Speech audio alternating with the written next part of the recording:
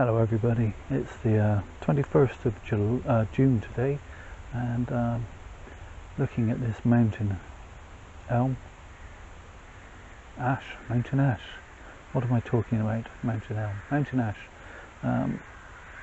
I'd had done some work on this earlier in the year, and this is another one of those trees where I lost footage from the earlier part of the year. So it's the 15th of May now, and this tree is still developing, and it's now thrown me out another shoot to pinch back. I think next month I will probably leaf prune this tree to try and get these leaves a little smaller, although they have come down in size quite well from when it was in a big plant pot, but could be better. But now it's grown away, responded quite well to the work that I did to it then. Some wire that needs to come off.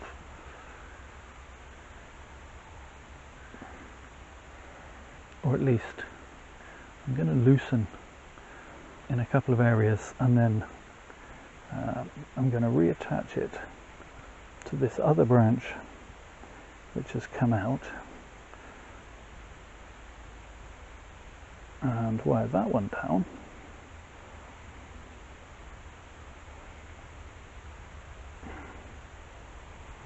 and then trim it off.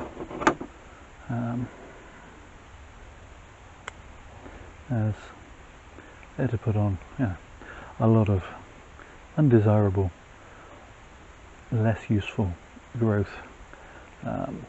Similarly, I can do the same here, and this branch is pretty much set.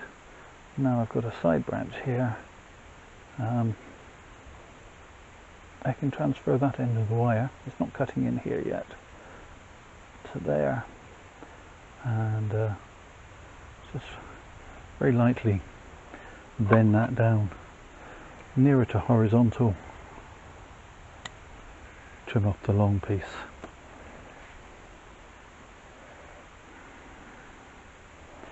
And this piece I'm just going to trim off,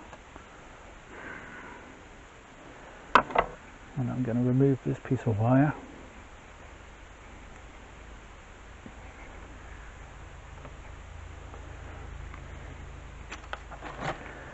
And I'm going to attach another piece to try and make these two pieces a little bit more interesting. So I'm just making a V of wire on what is essentially a V of the branches.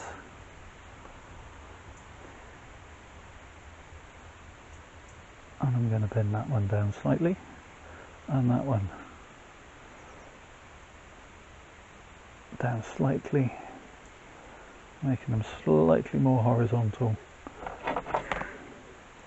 and then I'm going to shorten that, and I'm going to shorten that.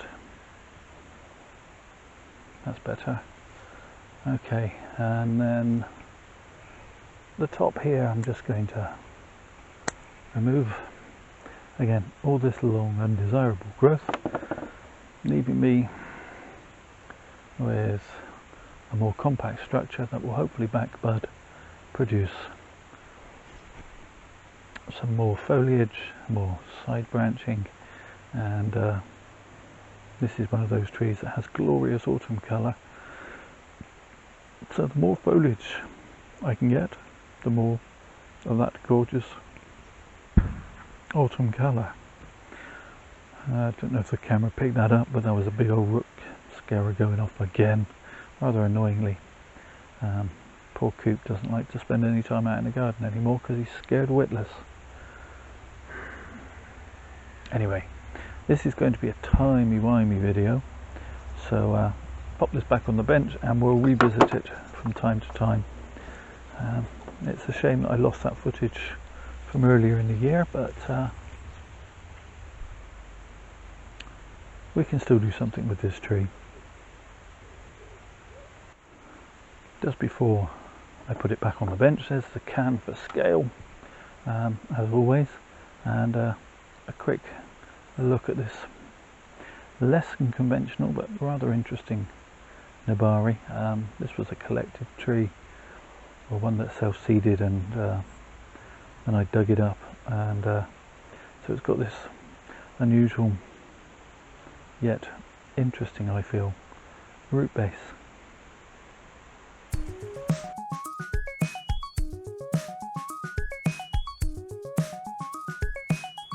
Okay, so it's the 10th of November, and a couple of days ago I looked at this tree, this mountain ash, and I thought that is looking absolutely gorgeous. Lots of yellows and reds and yeah, spectacular colours, and I thought I'll finish up that video on this tree with a shot of that. And so today I came out. We had a bit of a wild night, a bit windy, and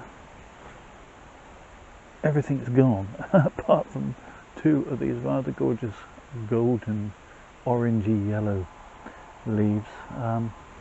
Every other leaf has gone for a Burton, blown away. But so you'll just have to take my word for it. It was absolutely gorgeous. So what does that leave us? Well, that leaves us with me ending the video with this tree that's shut down now for the winter. So I'm going to quickly remove this bit of wire. It's been on here for quite a while now. It should have set quite nicely. I can see a couple of well, this piece looks dead, sadly, but that will be pruned away in the spring so as not to have an open wound over winter,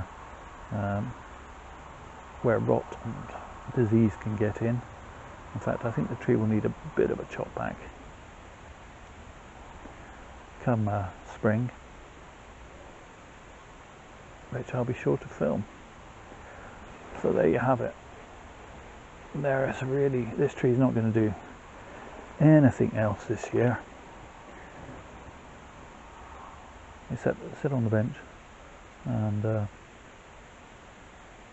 look at me. Every time I look at it, there's another dead branch there. I'm going to give these roots a bit of a clean, try and get rid of some of this moss so that it doesn't sit wet against the bark of these roots and rot them away. Like many of my trees, it doesn't have a conventional root structure, but it does have an unusual root structure which I like, and I find myself more and more drawn to a more natural look rather than the classic roots radiating from all directions in nice, neat, serried lines. I can see it, I can appreciate it aesthetically, and I do think it looks nice. But I just like this jumble, and this says to me a tree that has had to fight nature and live, and hasn't had it easy. Let me know if you think that makes any kind of sense, or if I'm talking tosh. For this one, do all the usual YouTube things, the liking, the subscribing, the commenting, but most of all, please stay safe, everybody.